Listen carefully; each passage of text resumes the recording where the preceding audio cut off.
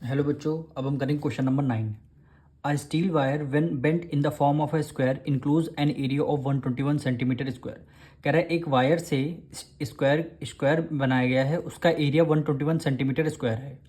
और same wire, वो जो वही आपका स्क्वायर था, उसको किस फॉर्म में फिर से कन्वर्ट किया गया है? सर्कल के फॉर्म में। तो आपको सर्कल का एरिया फाइंड करना है। यानी देखिए, सबसे पहले एक स्क्वायर है।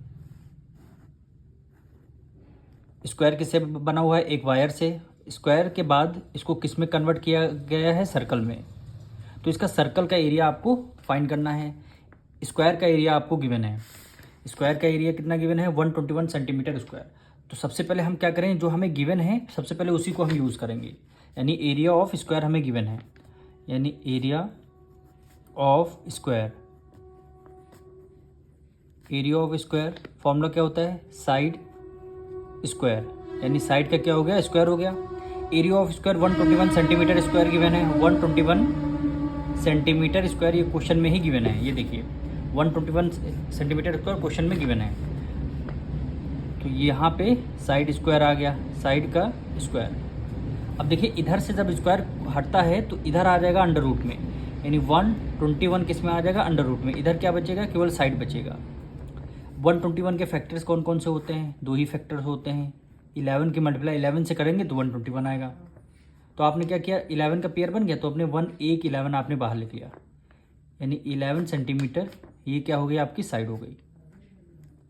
साइड आपकी कितनी हो गई? 11 सेंटीमीटर। साइड आपकी 11 सेंटीमीटर आ गई। अब हम क्या करेंगे? अब ये देखिए साइड हमारी स्क्वायर की सारी साइड क्या होती हैं? इक्वल होती हैं। जो ये वायर है उसको रीबेंड किया गया है सर्कल में। अच्छा ये बताइए, जो आपका इसका पेरीमीटर होगा स्क्वायर का, जो स्क्वायर का पेरीमीटर होगा वही हमारा क्या हो जाए? Circumference of circle. दोनों इक्वल हो, क्योंकि जितने वायर यहाँ उतना ही यूज़ किया गया है, जितना सर्कल में यूज़ किया गया है उतना ही, जितना स्क्वायर में यूज़ है उतना हमने सर्कल में यूज़। दोनों का पेरीमीटर क्या हो जाएगा? इक्वल हो जाएगा। क्यों हो जाएगा? क्योंकि जितना वायर इसमें यूज़ किया गया है उतना वायर सर्कल में यूज़ किया गया, तो दोनों के पेरीमीटर को हम इक्वल रख देंगे। यानी यहाँ पे देखिए perimeter of square, perimeter of square is equal हो गया किसके? Circumference of circle. यानी इसका पेरीमीटर ऑफ स्क्वायर, यानी ये जो साइड है और इसका सरकमफेरेंस, यानी ये साइड दोनों का वायर उतना ही, जितना स्क्वायर में यूज है उतना सर्कल में यूज है, इसलिए दोनों के सरकमफेरेंस, इसका पेरीमीटर और इसका सरकमफेरेंस।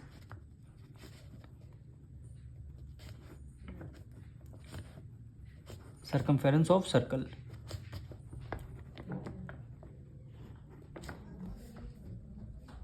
पेरीमीटर ऑफ स्क्वायर क्या है? 4 इंटू साइड, यानी क्या है? 4 इंटू साइड।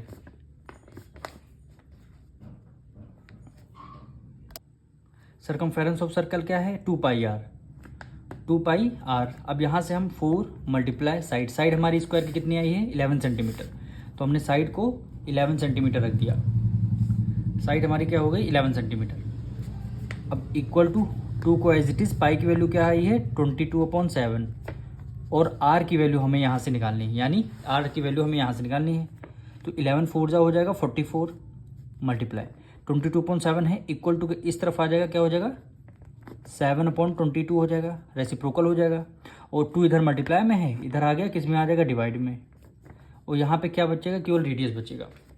तो 11 2 ज़ा 22, 11 4 ज़ा 44, 2 1 ज़ा 2, 2 2 ज़ा 4, 2 से 2 कैंसिल, क्या बचा? केवल रेडियस हमारी कितनी आ गई? 7 सेंटीमीटर। 7 सेंटीमीटर हमारी रेडियस आ गई। अगर रेडियस 7 सेंटीमीटर आ गई तो हम आसानी से, रेडियस 7 सेंटीमीटर आ गई तो हम आसानी से एरिया ऑफ सर्कल फाइंड कर सकते हैं। अब फॉर्मूला लगा देंगे एरिया ऑफ सर्कल का। एरिया ऑफ सर्कल फॉर्मूला क्या होता है? पाई आर स्क्वायर।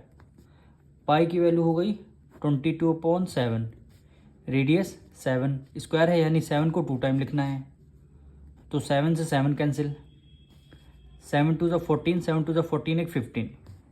यूनिट क्या है? 154 सेंटीमीटर। वो एरिया निकालने तो स्क्वायर में आंसर आ गया। तो यही क्या हो जाएगा आपका आंसर।